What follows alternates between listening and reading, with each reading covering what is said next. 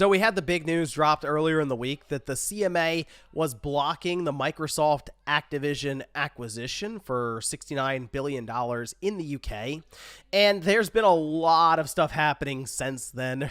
Many people analyzing, trying to figure out Microsoft's path forward, and some, well, this is on Twitter, wondering if this is going to be it for Xbox, if they move on from this deal, if they'll reevaluate their overall interest in the gaming space. And well, we did get Phil Spencer's response, this specifically to staff, talking about what's next for Xbox. So if you guys enjoy the video, make sure you like it and subscribe if you're new here to the Spawnwave Plus channel. Let's head over here. This is posted up by Bloomberg, who had the scoop. This from anonymous sources who can't be named, obviously, because they are sharing what appears to be an internal memo that was sent out by Phil Spencer, where he says, Spencer told staffers that Microsoft President Brad Smith was up at 2 a.m. Seattle time Wednesday drafting a response to the UK Competition and Markets Authority. He said Chief Financial Officer Amy Hood, who oversees acquisitions, held a senior leadership meeting the same day. The Xbox chief said that the acquisition was intended to speed up Microsoft's gaming plans, but doesn't represent the entirety of the company's gaming strategy, which would move ahead even without Activision, the person said.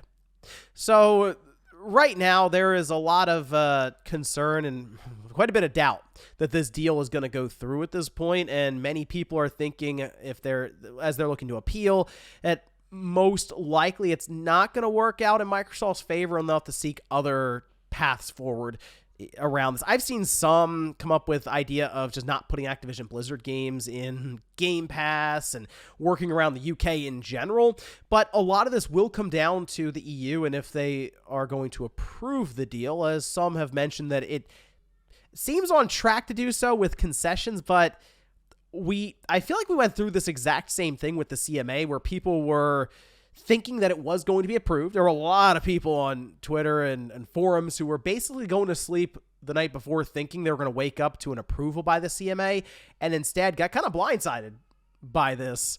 So to me, at this point, no one really knows, and it really is just speculation across the board. And no matter how black and whites, the writings and all this stuff looks from the outside, or how compelling a case is, it's just it comes down to human judgment on one side or the other, and it has not really worked out in Microsoft's favor for some of these larger regulatory bodies so far, as the FTC has been very adversarial to Microsoft, and the CMA just flat out blocking it. So with the EU set to have their decision, I believe, in the next couple of weeks, I think if the EU blocks, I sort of feel like Microsoft may not renegotiate with Activision and pay them $3 billion and move on. Although Microsoft they do keep saying they're going to fight this thing. They're going to appeal. They'll take it to the next level if they can. They'll figure out ways around it.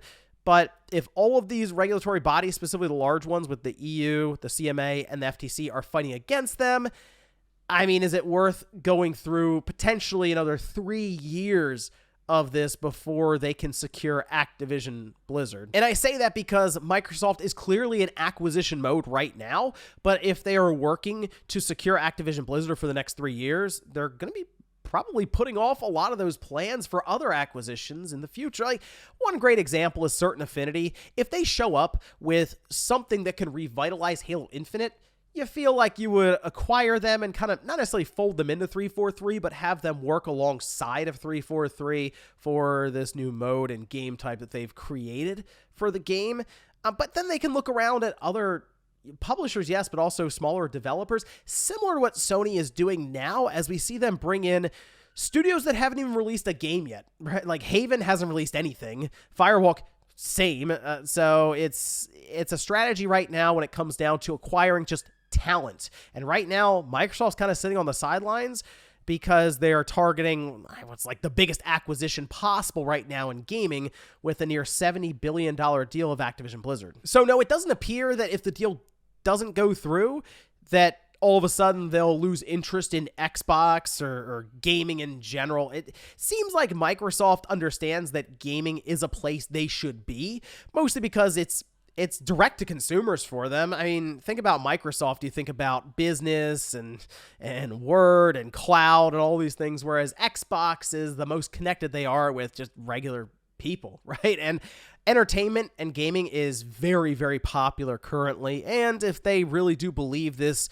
metaverse Ready Player One style thing is going to happen even 20 years down the line, most people believe that a lot of the big driving push will be entertainment and gaming, right? A place to go for people to unwind. That's usually a way to get people on board.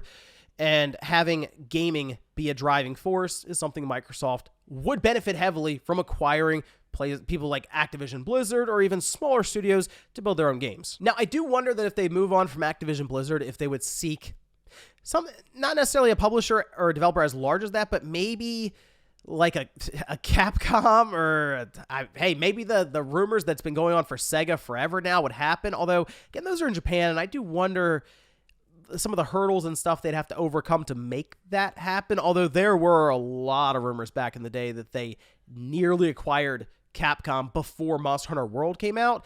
And this still also comes down to if some of these studios want to be acquired. So that's another big thing there. And yes, I see it. The obvious thing here is Microsoft should be investing more heavily into their current studios. And I believe they are, as we are seeing them work to hire on more and more talent, especially at like Tango Gameworks. But I do believe some of these larger acquisitions are enticing to Microsoft because Activision Blizzard already knows how to put games out. And Microsoft has this hands-off approach to where they could buy Activision Blizzard and just kind of let them go. And they will probably have a Call of Duty every single year to attach the Xbox logo to. I mean, look at Bethesda. While they have had delays with things like Redfall and Starfield, they've also shown up with stuff like Hi-Fi Rush, which is in complete contrast to everything that Microsoft has really released.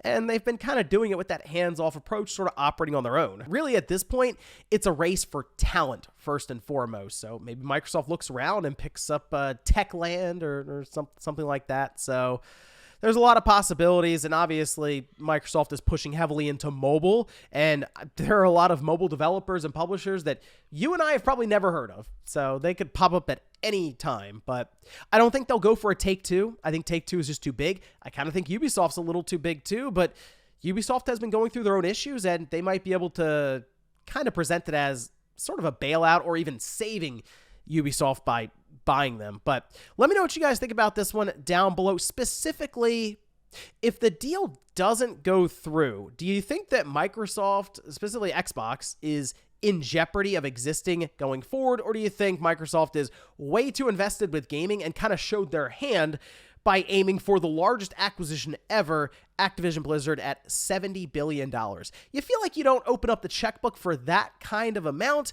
unless you're absolutely serious about the sector that you're buying it for. Thanks, guys, for watching, and I'll see you next time.